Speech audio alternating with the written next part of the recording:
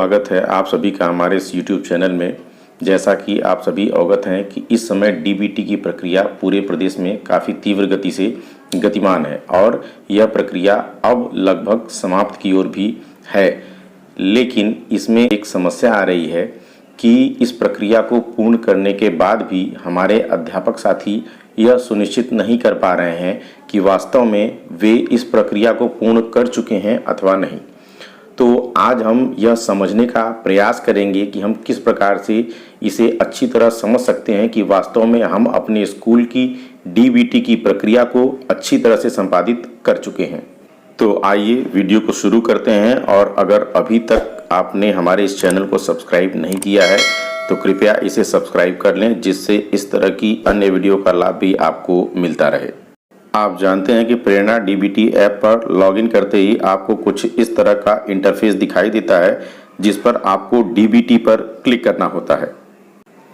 DBT पर click करते ही आपके सामने कुछ इस तरह का इंटरफेस आ जाता है, जिसमें आपको प्रत्येक कक्षा में नामांकित बच्चों की संख्या व प्रत्येक अध्यापक को आवंटित कक्षा दिखाई देने लगती है।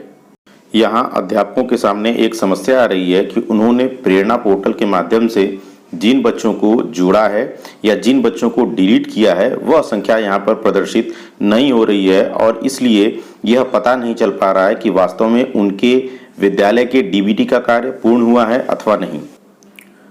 जैसे यहाँ हमें कक्षा 1 में 33, कक्षा 2 में 50, कक्षा 3 में 50, कक्षा 4 में 60, कक्षा 5 में 57, कक्षा 6 में 50, कक्षा 7 में 68 और कक्षा 8 में 60 बच्चे दिखाई दे रहे हैं। जबकि वास्तविकता यह है कि प्रेरणा पोर्टल के माध्यम से हमने कुछ बच्चों को यहाँ ऐड किया है और कुछ बच्चों को डिलीट किया है, लेकिन वह संख्या यहाँ पर प्रदर्शित न होने की वजह से हम यह सुनिश्चित नहीं कर पा रहे हैं कि वास्तव में हमारे डीबीटी का कार्य पूर्ण हुआ है अथवा नहीं। तो आइए हम समझते हैं कि हम किस प्रकार से इन बच्चों को अपडेट करके यह चेक कर सकते हैं कि हमारे विद्यालय का कार्य पूर्ण हुआ है अथवा नहीं। इसके लिए आपको यहाँ से बैक हो जाना है, और बैक होने के बाद आपको यहाँ राइट साइड कॉर्नर में 3 डॉट्स दिखाई दे रहे हैं, इन पर क्लिक करना है। इन पर क्लिक करने पर ही आपको कुछ ऑप्शन दिखाई देंगे, जैसे about us, instruction, clear profile, update teacher details, update student details. यहाँ आपको क्लियर प्रोफाइल पर क्लिक करना है। आप देख रहे हैं इसके बाद आपको यहाँ पर कुछ इस तरह का इंटरफेस दिखाई देगा, जिसमें फिर से आपको अपने जनपद को सेलेक्ट करने के लिए कहा जाएगा। आप यहाँ से अपने जनपद को सेलेक्ट कर लेंगे और सेलेक्ट के बाद नेक्स्ट पर क्लिक करेंगे। इस पर क्लिक करने के बाद आपको अपना मोबाइल नंबर यहाँ पर इंटर करना है। मोबाइल नंबर इंटर करने के बाद आपको यहाँ नेक्स्ट पर क्लिक करना है। आप देख रहे हैं यहाँ प्लीज वेट लिख कर आ रहा है, यानी ओटीपी आपके नंबर पर भेजा जा रहा है। अब आपको 1 मिनट तक वेट करना है, और वेट करने के बाद उस ओटीपी को जो कि आपके इस नंबर पर आया है उसको वहाँ पर इंटर कर देना है। तो आप देख रहे हैं यहाँ पर ओटीपी आ भी चुका है, तो इसे हम कॉपी कर लेते हैं और वहाँ पेस्ट भी कर सकते हैं, या अपने मैसेज बॉक्स में जाकर उसे यहाँ पर इंटर कर सकते हैं। देखिए हम ओटीपी को इंटर कर दे रहे हैं। अब देखिए हमसे पिन इंटर करने के लिए पूछा जा रहा है, तो आप अपनी सुविधा अनुसार कोई 4 डिजिट का पिन यहाँ पर बना लेंगे।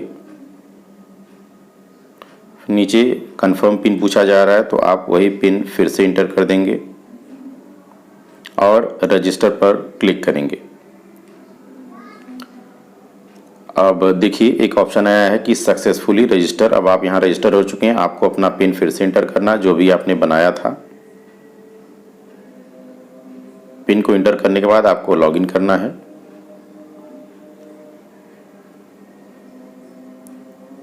आप देख रहे हैं कि यहाँ एक मैसेज डिस्प्ले हो रहा है कि कृपया प्रतीक्षा करें, बच्चों का डाटा लोड हो रहा है।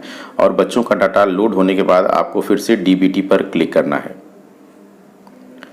डीबीटी पर क्लिक करते ही आप देख रहे हैं कि यहाँ बच्चों की संख्या हमने जो वहाँ कक्षा 1 में 33 देखी थी, अब वह यहाँ पर 35, कक्षा 2 में जो संख्या 50 थी वह अब यहाँ पे 57, कक्षा 3 में 50, कक्षा 4 में 60, कक्षा 5 में चूंकि हमने 2 बच्चों को डिलीट किया है इसलिए यह संख्या 57 से 55 हो गई है। इसके साथ ही कक्षा 6 में जो संख्या 51 दिखाई दे रही थी अब वह यहाँ पर 53 और कक्षा 7 व 8 में वही संख्या में प्रदर्शित हो रही है। इसके बाद आपको नेक्स्ट पर क्लिक करना है। नेक्स्ट पर क्लिक करते ही आप यहाँ देख रहे हैं आपके सामने कुछ इस तरह का इंटरफेस आ रहा है। आप जानते हैं कि प्रेरणा डीबीटी ऐप के 12वें वर्जन में आपको सिर्फ उन्हीं बच्चों की संख्याएं दिखाई देती हैं जो क्लास आपको अलॉटेड है। इसलिए मुझे जो क्लास अलॉटेड है जिसमें 55 बच्चे हैं मुझे सिर्फ वही संख्या यहाँ पर दिखाई दे रही है। अब यह सुनिश्चित करने के लिए कि आपके विद्यालय के सभी बच्चों का डीबीटी पूर्ण हो चुका है या तो आप अपने विद्यालय के सभी अध्यापकों के मोबाइल में उनकी आवंटित कक्षा को देख लेंगे कि उनकी कक्षा में जितने बच्चे हैं उतने ही बच्चे आपको यहाँ डीबीटी ऐप पर शो हो रहे हैं या नहीं। यदि उतने बच्चे आपको यहाँ डीबीटी ऐप पर शो हो रहे हैं तो इसका मतलब है कि आपके विद्यालय के सभी कक्षाओं के सभी बच्चों का डीबीटी पूरी तरह से भरा जा चुका है। इसके साथ आपको यह भी ध्यान रखना है कि यहाँ प्रमाणित छात्र जितने होने चाहिए उतने ही छात्र बीईओ को भेजे गए प्रमाणित छात्र में भी आपको दिखाई देने चाहिए। यदि यह संख्या आपको कम दिखाई दे रही है तो यहाँ आपको सर्वर पर भेजे गए डाटा रिपोर्ट जहाँ पर आपको 2 एरोज दिखाई दे रही हैं इस पर क्लिक करेंगे तो सर्वर पर नहीं भेजे गए रिपोर्ट के कुछ ऑप्शंस आपको दिखाई देंगे। आपको उन्हें सिंक कर देना है और सिंक करते ही फिर से यहाँ जो प्रमाणित छात्र और बीईओ को भेजे गए प्रमाणित छात्र होंगे यह दोनों संख्या बराबर हो जाएगी। तो एक तो यह तरीका हुआ कि आप सभी अध्यापकों के मोबाइल में चेक कर लीजिए कि वास्तव में उनकी कक्षा को अलॉटेड संख्या आपके रजिस्टर से मैच कर रही है अथवा नहीं। यदि यह संख्या मैच नहीं कर रही है, यदि यह संख्या आपको कम दिखाई दे रही है तो इसका मतलब है कि आपको फिर से प्रेरणा पोर्टल पर जाकर उन बच्चों का रजिस्ट्रेशन करना है और रजिस्ट्रेशन करने के बाद फिर यहाँ आकर के अभिभावकों माता पिता का डाटा प्रमाणित करे के ऑप्शन में आपको वो बच्चा दिखाई देने लगेगा और आपको उस बच्चे की डिटेल फिर से भरनी होगी और उसे प्रमाणित करना होगा। और यदि यह संख्या आपको आपके विद्यालय के रजिस्टर में अंकित बच्चों के बराबर दिखाई दे रही है तो इसका मतलब है कि आपके सभी कक्षा के सभी बच्चों का डीबीटी डाटा पूरी तरह से भरा जा चुका है। इसके साथ ही इसे चेक करने के लिए आप नीचे बनी 2 एरोज पर भी क्लिक करके इसको चेक कर सकते हैं। इस पर क्लिक करते ही आपके सामने 2 ऑप्शन आ रहे हैं, सर्वर पर नहीं भेजे गए रिपोर्ट जहां आपको कुछ नहीं दिखाई देगा और सर्वर पर भेजे गए रिपोर्ट। अब आप यहां क्लिक करेंगे तो आपको आपके विद्यालय से जितने बच्चों का डाटा सिंक किया गया है वह संख्या यहां प्रदर्शित होने लगेगी। अब आप यह सुनिश्चित कर लेंगे कि इसमें जितने बच्चे आपको दिखाई दे रहे हैं वास्तव में उतने बच्चे ही आपके विद्यालय की सभी कक्षाओं में हैं।